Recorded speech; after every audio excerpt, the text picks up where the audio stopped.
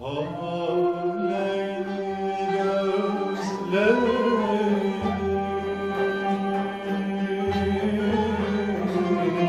hayale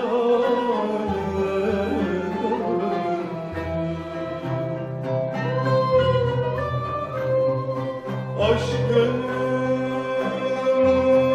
ateşi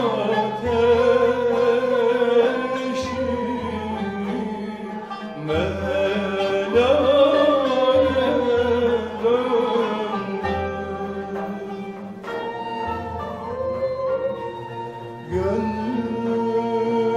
gönlümde hüzün var,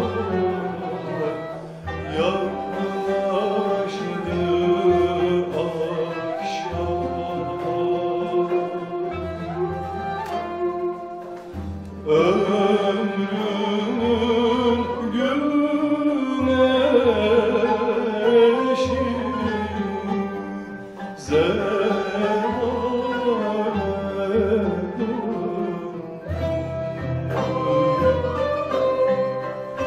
hayalsiz bir ömür,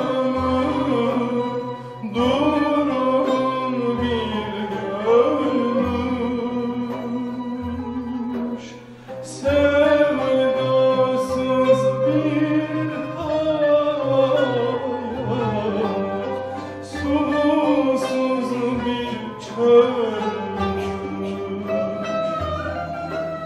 Sevmek sevilmekmiş, cihanın zevki, raşesiz bir gönül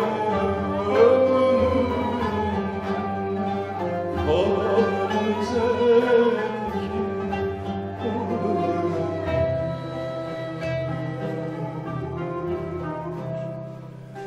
Haleyli